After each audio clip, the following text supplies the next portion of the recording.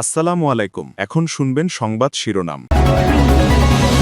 কাঁচা বাজারে কয়েকটি পণ্যের দাম বেড়েছে কয়েক গুণ। যোগানে ঘাটতি নেই জানালেন বাণিজ্যমন্ত্রী। মূল্য সহনীয় রাখতে কাজ করছে সরকার।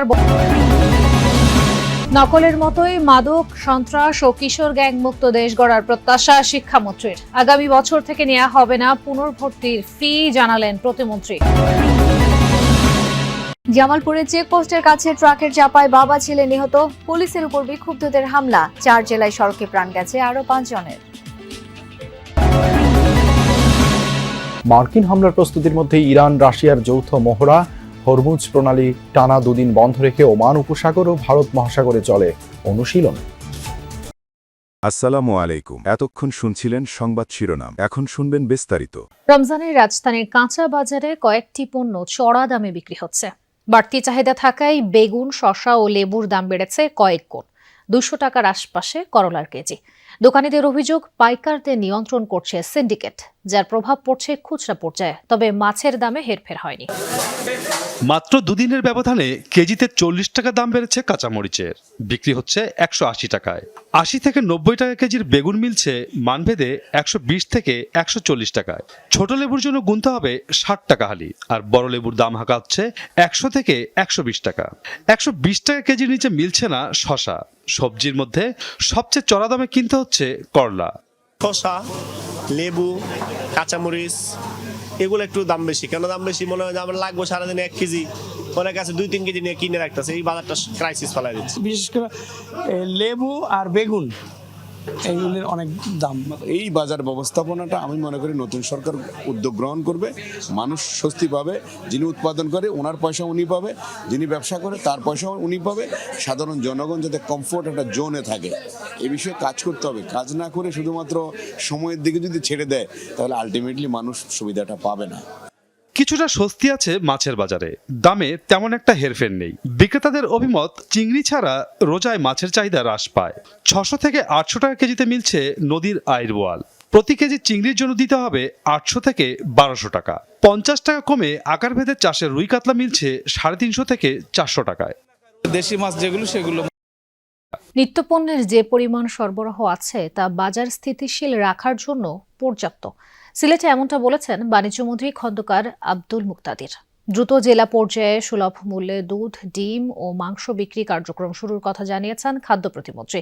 আর ধর্মমন্ত্রী জানিয়েছেন, রমজানে দ্রব্যমূল্য যেন মানুষের নাগালের মধ্যে থাকে সে বিষয়ে সরকার বদ্ধপরিকর। নকলের মতোই মাদক, সন্ত্রাস ও কিশোর গ্যাং মুক্ত দেশ গড়ে তোলার আশাবাদ জানিয়েছেন শিক্ষামন্ত্রী আ.ন.ম এহসানুল হক মিলন।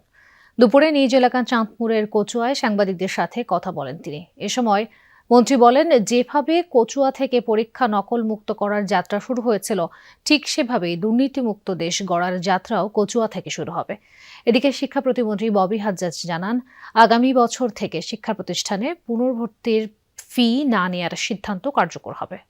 মন্ত্রিত্ব গ্রহণের পর প্রথমবারের মতো নিজ নির্বাচনী এলাকায় যান শিক্ষামন্ত্রী এহসানুল হক মিলন। অংশ নেন স্থানীয় প্রশাসনের সাথে মতবিনিময় সভায়। নকলের মতো মাদক, সন্ত্রাস ও কিশোর গ্যাং মুক্ত দেশ গড়ে তোলার আশাবাদ জানিয়েছেন শিক্ষামন্ত্রী।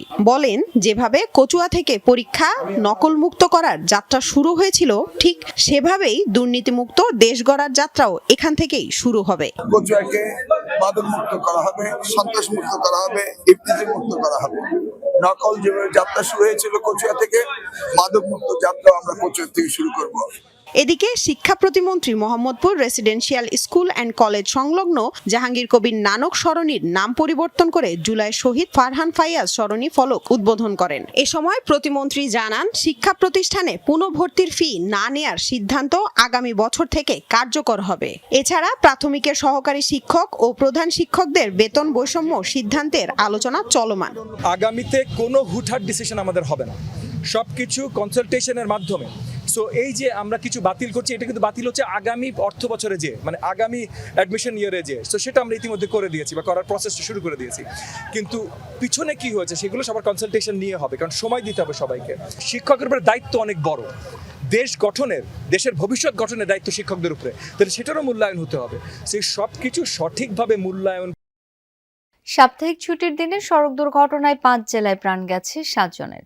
জামালপুরে পুলিশের চেকপোস্টে গাড়ি থামানোর সময় ট্রাকের চাপায় মৃত্যু হয়েছে মোটরসাইকেল আরোহী বাবা ছেলের। দুপুরে শেরপুর ব্রিজ এলাকায় ঘটে এই দুর্ঘটনা। স্থানীয়রা জানায় চেকপোস্টে শেরপুরগামী একটি ট্রাককে দাঁড়ানোর জন্য নির্দেশ দেয় পুলিশ। এ সময় পেছন থেকে একটি মোটরসাইকেল পাশ কাটিয়ে যাওয়ার সময় বিপরীত দিক থেকে আসা আরেকটি ট্রাক চাপা দেয়। ঘটনাস্থলে প্রাণ হারান দেলোয়ার হোসেন ও তার ছেলে ইশতিয়াক। এই ঘটনায় পুলিশের উপর হামলা করে বিক্ষুব্ধ জনতা, সেই সাথে সড়ক অবরোধ করে তারা।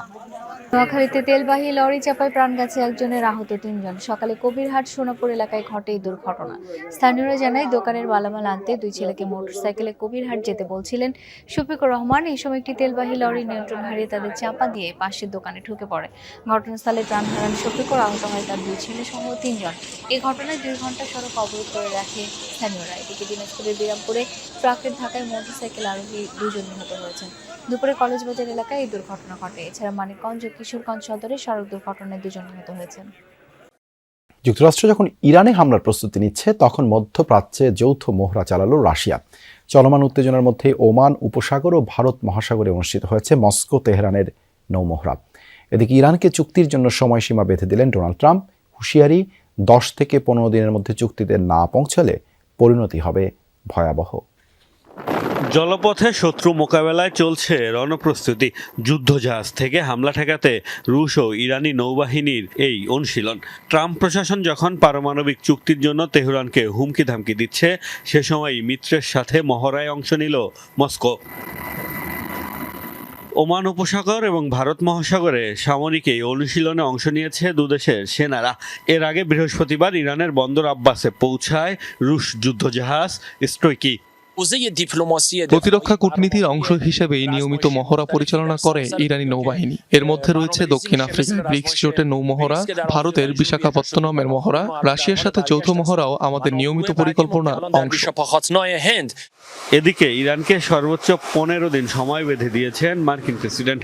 এর মধ্যে চুক্তিতে না পৌঁছালে ভয়াবহ পরিণতি ভোগের হুঁশিয়ারি তার।